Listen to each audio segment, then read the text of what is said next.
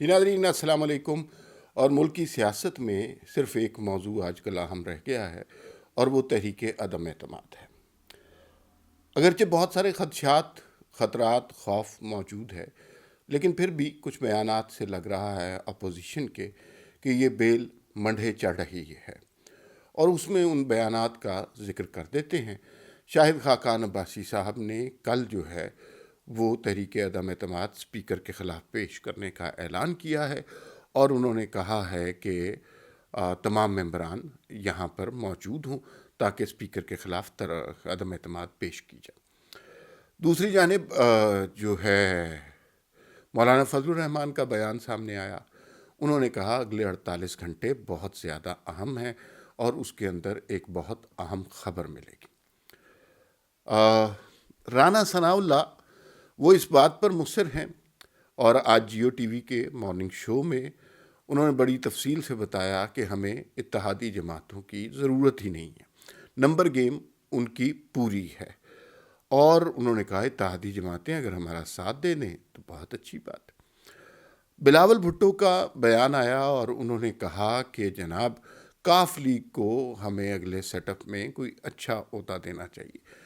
اس کا مطلب یہ ہے کہ بلاول بھٹو جس نہج پر پہنچ گئے ہیں یا جس طرح وہ کام کر رہے ہیں، ان کا ذہن کام کر رہا ہے، انہیں یہ لگتا ہے کہ تحریک عدم اعتماد تو کامیاب ہو گئی ہے، اب اس کے بعد کیا کرنا ہے وہ اس طرح کی بات.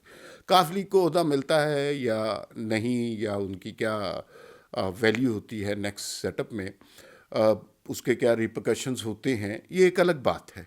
لیکن اپوزیشن کے سارے لوگ جو ہیں وہ بڑے کانفیڈنٹ نظر آ رہے ہیں، اور یوں لگتا ہے نہ صرف کانفیڈنٹ ہیں بلکہ بڑی جلدی میں ہیں. تحریک عدم اعتماد رانا ثناء اللہ نے آج یہ کہا کہ ابھی ہم دیکھ رہے ہیں صورتحال کو، اور پھر ہم تحریک عدم اعتماد کب پیش کریں گے یہ بھی فیصلہ کریں گے. شاید دوسری جانب شاہد خاقان عباسی اسپیکر کے خلاف تحریک عدم اعتماد کا اعلان کریں. شاید یہ سارے لوگ منتظر ہیں، اور یہ اندازہ ہی ہو سکتا ہے الیکشن کمیشن کے فارن فنڈنگ کیس کے حوالے سے. ایک اطلاع کے مطابق وزیر اعظم پاکستان جناب عمران خان کو بھی یہ اطلاع دے دی گئی ہے کہ تحریک عدم اعتماد زوروں پر ہے اور اس کے کامیاب ہونے کے بڑے امکانات ہیں. دوسری جانب یہ بار بار اداروں کی جانب سے اور اپوزیشن کی جانب سے یہ کہا جا رہا ہے کہ اسٹیبلشمنٹ جو ہے اس وقت بالکل اس کا کوئی کسی غیر جمہوری کام میں ملوث ہونے کو تیار نہیں ہے. جو بھی کرنا ہے سیاسی جماعتوں نے کرنا ہے. اگرچہ اس بیان پر یقین کرنا بہت مشکل ہے، اس لیے کہ یہ نہ ہمارے ملک کی تاریخ ہے نہ ہمارے ملک کی روایت ہے، لیکن اس کے باوجود کہا یہ جا رہا ہے. آئی ایس آئی کے حوالے سے بھی یہ حکم سامنے آیا کہ اس کے افسران کو سیاست میں ملوث ہونے سے سختی سے منع کیا گیا ہے. اور آپ نے دیکھا ہوگا کچھ عرصے پہلے نواز شریف صاحب نے بھی یہ بیان دیا اور لندن سے، اور انہوں نے کہا کہ یہ بات واضح ہو گئی ہے کہ اس حکومت کے ساتھ ملک نہیں چل سکتا، اور اب ہمارا پہلا کام یہ ہے کہ اس حکومت کو فارغ کیا جائے، اس نااہل حکومت سے جان چھڑائی جائے. یہ اب تک کی صورتحال ہے. حکومتی وزراء کچھ خاموش ہیں، کچھ ایسے ہیں جنہیں صورتحال کا ادراک نہیں ہے.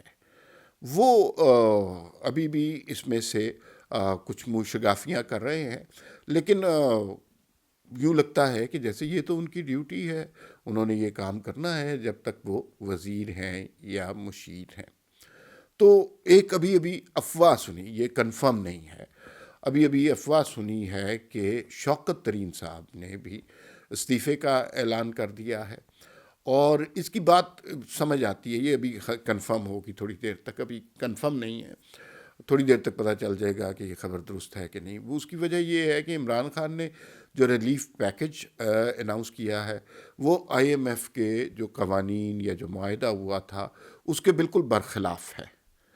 اور شوکت ترین صاحب اپنے تئیں بہت زیادہ محنت کر رہے تھے آئی ایم ایف سے اس معاہدے کو فائنلائز کرنے میں، تو یہ ایک بہت بڑی ہرڈل وزیر اعظم کا خطاب اس میں آ گیا ہوا ہے. یہ موجودہ صورتحال ہے، اور مجھے یوں لگتا ہے کہ اس میں ہمیں زیادہ دیر انتظار نہیں کرنا پڑے گا. 2-3 سینیریو ہو سکتے ہیں، اس کے بارے میں ہمیں سوچنا چاہیے. پہلا سینیریو تو یہ ہو سکتا ہے کہ تحریک عدم اعتماد ناکام ہو جائے گی، اور اپوزیشن کے ساتھ وہی ہوگا جو ماضی میں چیئرمین سینٹ کے معاملے میں ہوا، جو ماضی میں فائنانس بل کے حوالے سے ہوا. وہ بیچارے بڑے دعوے کرتے ہیں اور کہیں گے ہمارے نمبر پورے ہیں اور یہ سب کچھ ہو جائے گا، لیکن ہوگا کچھ بھی نہیں. پھر لوگوں کو نادیدہ فون آنا شروع ہو جائیں گے اور راتوں رات کھیل بدل جائے گا. تو یہ ایک پاسبلٹی ہے، مانے نہ مانے ایک پاسبلٹی تو ہے، اور اس کی روایت بھی موجود ہے، اور یہ ہم نے کئی دفعہ ہوتے ہوئے بھی دیکھا ہے.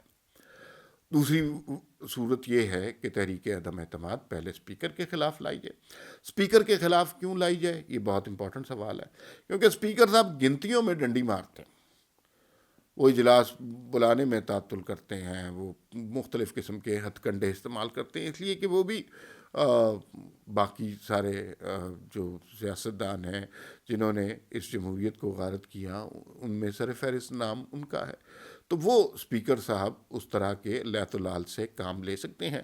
تو پہلے ضروری یہ ہے کہ اسپیکر صاحب کو ہٹایا جائے، پھر اس کے بعد باقاعدہ وزیر اعظم کے خلاف تحریک عدم اعتماد پیش کی جائے، کیونکہ تحریک عدم اعتماد پیش کی گنتی ہونی ہے، اور گنتی اگر آپ ماضی کی گنتیوں کی طرح کریں گے تو پھر تو بات نہیں بنے گی. گنتی یہ فیئر ہونی چاہیے.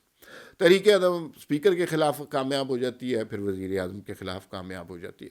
اس صورتحال میں بڑا امپورٹنٹ ہوگا یہ دیکھنا کہ اگلا سیٹ اپ کیا بنتا ہے. کیا کوئی جماعت وزیر اعظم بننے میں انٹرسٹڈ ہوتی ہے یا نہیں، یا پھر اسمبلیاں ڈیزالو کرنے کے لیے کہا جاتا ہے؟ اور اگر کوئی جماعت بننے کی کوشش کرتی ہے وزیر اعظم، تو وہ وزیر اعظم کتنی دیر کے لیے ہوگا؟ پنجاب کی قیادت کس کے پاس ہوگی؟ وزراء کون کون سے ہوں گے؟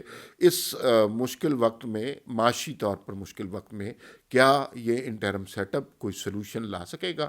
اس کا سیدھا سیدھا جواب تو یہ ہے کہ جتنی مہنگائی ہے اس کا کوئی انٹرم حکومت کے پاس حل نہیں ہوگا. یہ مہنگائی بڑھے گی چاہے کوئی بھی سیٹ اپ آ جائے.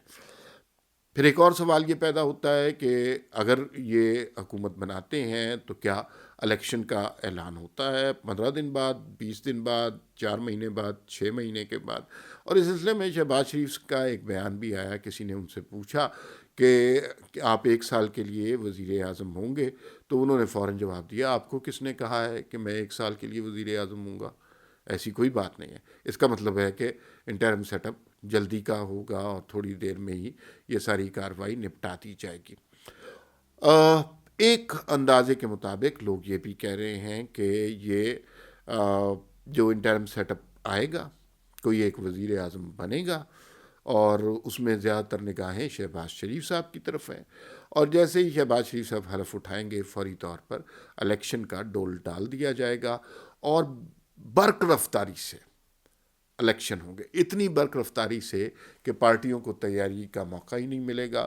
اور اگر دیکھا جائے تو الیکشن کی تیاری صرف 2 جماعتوں کی ابھی تک موجود ہے. ایک پی ایم ایل این کی، کیونکہ وہ گزشتہ 3 بلکہ 5 سال سے ایک سٹرگل کر رہے ہیں، جلد سے جلوس ایک خاص قسم کے نیریٹو پہ بات کر رہے ہیں. دوسرا جے یو آئی، انہوں نے پورے ملک کے اندر ایک خاص قسم کا نیریٹو بنایا اور اس کے اوپر جو ہے انہوں نے بات کی. تو یہ 2 صورتحال ہیں، اور ان لوگوں کا تیاری ہے. تحریک انصاف کی بالکل تیاری نہیں ہے. پیپلز پارٹی کی بھی تیاری پنجاب میں یا باقی پاکستان میں نہیں ہے. مسلم لیگ کاف کی اور اتحادی جماعتوں کی بالکل بھی تیاری نہیں ہے.